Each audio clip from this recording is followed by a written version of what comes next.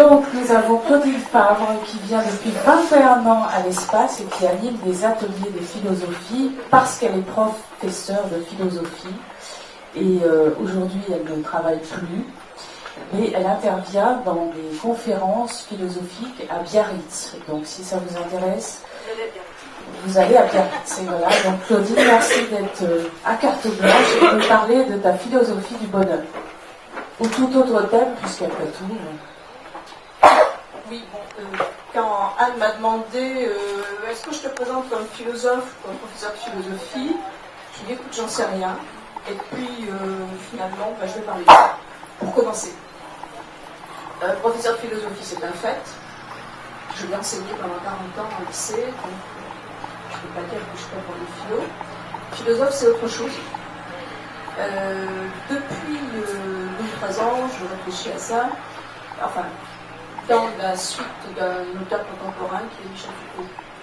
Et je me suis aperçue en le lisant que finalement il y avait deux grandes directions, deux grands courants de la philosophie, depuis la Grèce, depuis Socrate, et qu'un de ces courants avait été un petit peu négligé, il était passé un petit peu au second plan et qu'à l'époque actuelle, il a l'air de ressurgir. Alors le premier courant, c'est la philosophie comme spéculation, comme capacité de penser. C'est la philosophie qui produit des livres, c'est la philosophie qui produit des systèmes, et c'est la philosophie qui s'enseigne et que j'ai moi-même enseigné du mieux que j'ai pu. Cette philosophie-là, loin de moi de vouloir la négliger ou la dévaloriser, je considère même qu'il est absolument indispensable d'en passer par là. Même si c'est difficile, et même si c'est aride, et même si il y aurait beaucoup de critiques à faire. Cette philosophie-là, j'ai envie de dire, pour être très simple, elle sépare effectivement, comme Manuela vient de le dire, elle sépare effectivement le corps et l'esprit. Pour s'occuper, peut-être, avant tout, uniquement de l'esprit, ou quand elle parle du corps, elle en parle d'une façon extrêmement théorique, extrêmement détachée. Il y a des conséquences effectivement dans l'existence, dans la vie, c'est-à-dire qu'on ne peut quand même pas passer sa vie à penser à écrire des livres et puis à côté de ça vivre n'importe comment et faire n'importe quoi. N'empêche que c'est pas sa première préoccupation. Pourquoi ça ? Eh bien parce que l'Église catholique, le catholicisme est arrivé et nous a dit comment il fallait vivre. Or, le second courant, le courant minoritaire, en tout cas jusqu'à présent, c'est un courant qui fait de la philosophie, de la vie philosophique, une mise à l'épreuve de sa vie par la pensée. C'est-à-dire une confrontation, pour être extrêmement simple, une confrontation entre ses paroles et sa vie, mais plutôt un effort continu et continuellement critique pour essayer d'évaluer la vérité du rapport qu'il y a en nous entre la manière dont nous vivons, la manière dont nous nous occupons de nous-mêmes, s'occuper de soi, prendre soin de soi-même, c'est quand même un des premiers mots de la philosophie, se connaître soi-même, non pas dans une spéculation, mais dans le concret de l'existence, dans le concret de nos relations aux autres, dans le concret de notre relation au savoir aussi. Voilà. Et donc, ce courant-là, qui a été extrêmement... qui a été symbolisé avec beaucoup d'éclat et beaucoup de provocation par les philosophes cyniques, par exemple, peut-être que j'en parlerai la semaine prochaine, puis ça a continué. Ensuite, il a été donc recouvert par la morale chrétienne, qui disait comment il fallait vivre, donc c'était pas la peine d'aller chercher ça dans la philosophie. Donc la philosophie, pendant longtemps, a dit comment il fallait penser, l'Église catholique chrétienne a dit comment il fallait vivre. Et ce qui se passe depuis quelques années, il me semble, ou peut-être un petit peu avant, ça serait un retour de cette philosophie-là. Ce courant n'a jamais cessé. On le trouve par exemple chez quelqu'un comme Montaigne.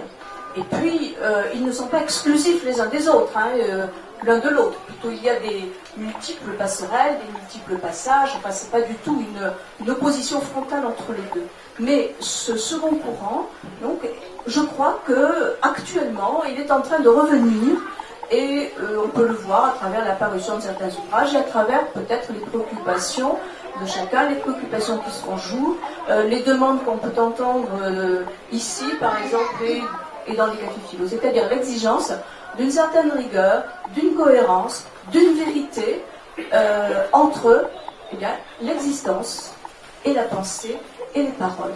Voilà, alors c'est peut-être en ce second sens, parce que moi j'ai pas écrit de livre, ce que j'ai pu écrire c'était des grandes dissertations pour mes élèves, mais voilà, j'ai pas fait de travail, mais en ce second sens, effectivement, surtout depuis quelques années, voilà, je peux dire que je tente comme je peux d'être philosophe.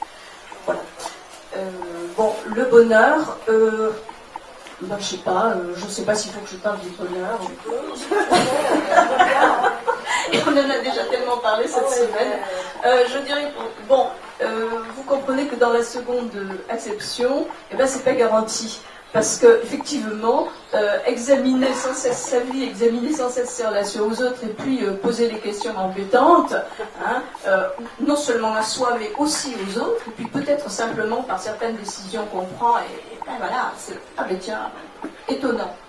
Étonnant, ça rentre pas dans les normes habituelles, ça rentre pas dans les cadres habituels, ça rentre pas dans les phrases habituelles. Donc, c'est un bonheur difficile. Voilà ce que j'ai envie de dire du bonheur. Et cette difficulté du bonheur comme activité, comme déploiement de notre activité, comme déploiement de nos possibilités, puisque je regarde tout à fait à cette idée-là, c'est quelque chose qui peut quelquefois nous fatiguer. Et donc il y a un autre pôle du bonheur dont j'ai envie de parler. Il me semble qu'il y ait une aspiration au repos. Donc on a deux pôles entre lesquels notre imagination du bonheur se déplace.